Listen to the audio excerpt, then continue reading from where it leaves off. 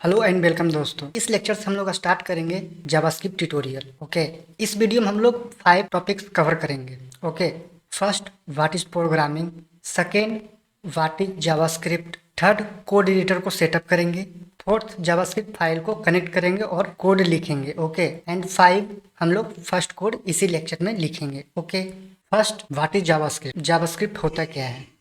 Okay, JavaScript is high level object oriented and multi paradigm programming language है। मतलब कि JavaScript एक high level programming language है। मतलब कि ये जो हाई लेवल लैंग्वेज होता है जो हार्डवेयर से कनेक्ट नहीं होता, मतलब कि वो लो लेवल प्रोग्रामिंग नहीं कर सकता है। ओके, ऑब्जेक्ट ओरिएंटेड मतलब होता है कि आप कॉम्प्लेक्स से कॉम्प्लेक्स डेटा को स्टोर कर सकते हैं प्रोग्रामिंग के द्वारा। ओके, उसके बाद आ जाता है मल्टी पैराडाइम। मतलब ये होता है कि आप ये लैंग्वेज को मल्टीपल पर्पस के लिए यूज कर सकते हैं, जैसे कि web application, mobile application and desktop application के लिए भी आप इस प्रोग्रामिंग लैंग्वेज को यूज कर सकते हैं। उसके बाद आता है प्रोग्रामिंग। प्रोग्रामिंग होता है क्या है? तो प्रोग्रामिंग उसे बोलते हैं जो कंप्यूटर को इंस्ट्रक्शंस का काम करता है। जैसे कि कोई भी लैंग्वेज के द्वारा हम कंप्यूटर को इंस्ट्रक्शंस दे सकते हैं, उसी को हम प्रोग्रामिंग कहते हैं। ओके, ये एक प्रोग्रामिंग लैंग्वेज है। ओके, आई होप कि ये आपको समझ में आ गया होगा। जावास्क्रिप्ट का use web application, mobile application and desktop application के लिए यूज करते हैं। अब हम समझते हैं वेब डेवलपमेंट में जावास्क्रिप्ट का रोल क्या होता है। जो HTML होता है वो कंटेंट का काम करता है, और जो CSS होता है वो स्टाइल और प्रेजेंटेशन के लिए यूज होता है। ओके, लास्ट हमारा आता है जावास्क्रिप्ट। ये डायनेमिक इफेक्ट के लिए यूज होता है। मतलब कि आप क्लिक करने पर क्या होगा वो इससे कर सकते हैं आप। ओके, वेब एप्लीकेशन, आप इससे वेब एप्लीकेशन बना सकते हैं। ओके, आगे हम देखेंगे किस तरह से वर्क करता है जावास्क्रिप्ट। इस लेक्चर में थ्योरी से समझ लेते हैं। ओके, अब हम चलते हैं थर्ड नंबर पर। उसमें आपको कोड एडिटर को इंस्टॉल करेंगे और फर्स्ट कोड लिखने के लिए सेटअप करेंगे। ओके, सिंपल आप किसी ब्राउजर पर सिंपल लिखें VS कोड इंस्टॉल, आपको इस तरह का वेबसाइट शो करेगा। आपको सिंपल जाना है code.visualstudio.com पर। सिंपल इस पर क्लिक करेंगे और आप जो भी ऑपरेटिंग सिस्टम चलाते हैं उसके लिए डाउनलोड करें। Simple Windows, Linux, Mac OS. Okay, जो भी ऑपरेटिंग सिस्टम यूज करते हैं उसके लिए डाउनलोड कर लें। सिंपल इस पर क्लिक करेंगे, आप देख सकते हैं ये डाउनलोड हो रहा है। हमने पहले भी इंस्टॉल किया था इसे। अब हम जावास्क्रिप्ट के लिए सेटअप करेंगे। सिंपल आप आई एक्सेप्ट द अग्रीमेंट पर क्लिक करें और नेक्स्ट करें और नेक्स्ट इंस्टॉल कर दें। ओके, इसी तरह से आप लोग इंस्टॉल करेंगे, ये इंस्टॉल हो जाएगा। कुछ टाइम वेट करें। ओके ओके, हमने फिनिश कर दिया और इस तरह का इंटरफेस खुल रहा है।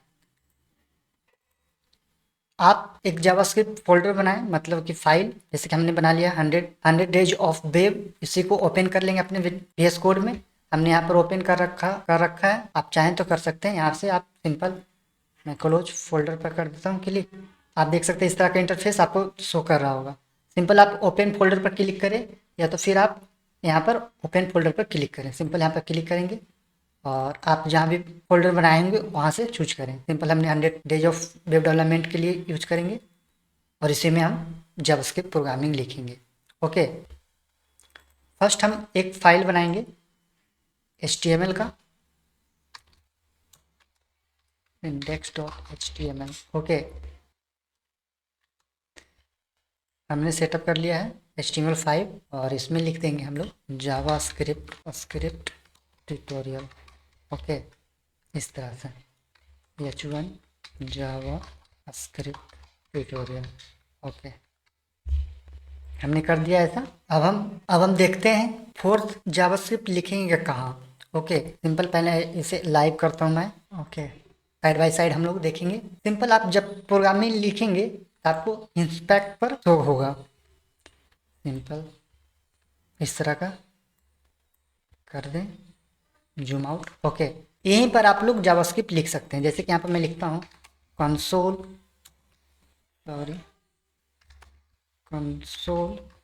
डॉट लॉग और हेलो वर्ल्ड दिस वे। इस तरह से लिखेंगे तो आप देख सकते हैं हेलो वर्ल्ड ये प्रिंट हो गया है। इसी तरह से आप लोग इंस्पेक्ट में भी आप यूज कर सकते हैं। ओके, मगर हम फाइल को क्रिएट करेंगे और लिखेंगे। जावास्क्रिप्ट लिखने के 3 तरीके होते हैं, इनलाइन, इंटरनल एंड एक्सटर्नल। आपको 1 बाय 1 इसे एक्सप्लेन करते हैं। सिंपल आप यहाँ पर लिखेंगे बॉडी के अंदर स्क्रिप्ट स्क्रिप्ट और इस तरह का इंटरफेस आ जाएगा।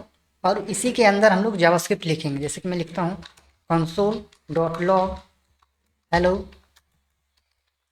Hello and world. ओके, इस तरह से आप देख सकते हैं ये हमारा हेलो वर्ल्ड प्रिंट होके आ रहा है। ओके, इस तरह से आप लोग जावास्क्रिप्ट को लिखेंगे। ये तो हमारा था इंटरनल। अब हम देख लेते हैं इनलाइन कैसे लिखते हैं। तो इनलाइन लिखने के लिए सिंपल लिखेंगे यहाँ पर ए का, और इसे में लिखेंगे ऑन क्लिक, और इसी में लिखेंगे हम लोग alert only single code. Okay, और इसमें लिख देते हैं सिंपल। आप इस पर क्लिक करेंगे तो ये हमें अलर्ट में शो करेगा हाई। सिंपल आप देख सकते हैं ये हमारा हाई आ रहा है लिख के। हमने यहाँ पर हाई लिखा था इसलिए हमें भी हाई आ रहा है।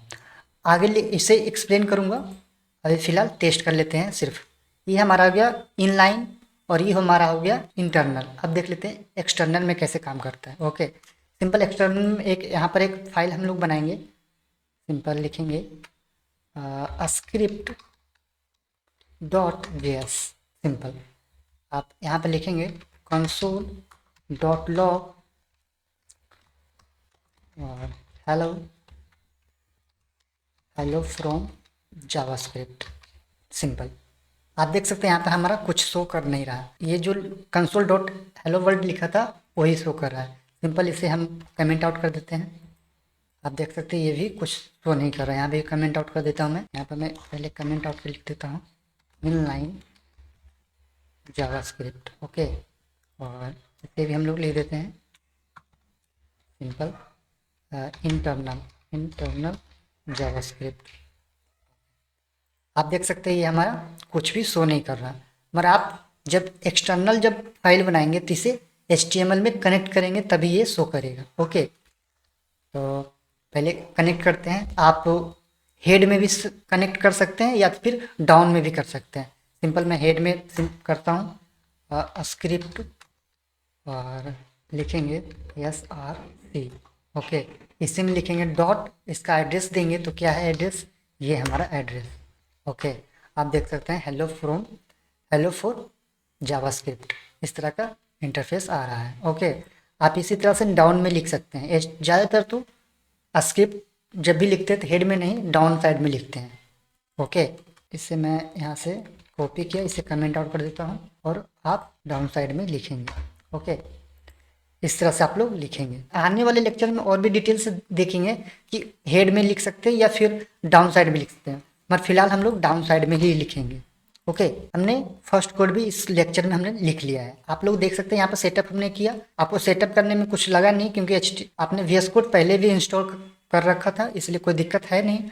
आप यहाँ से कुछ एक्सटेंशन यूज कर सकते हैं या इंस्टॉल कर सकते हैं, जैसे कि थीम हो गया, आप उसे इंस्टॉल कर लें। नहीं तो फिर आप पेटियर का यूज कर सकते हैं।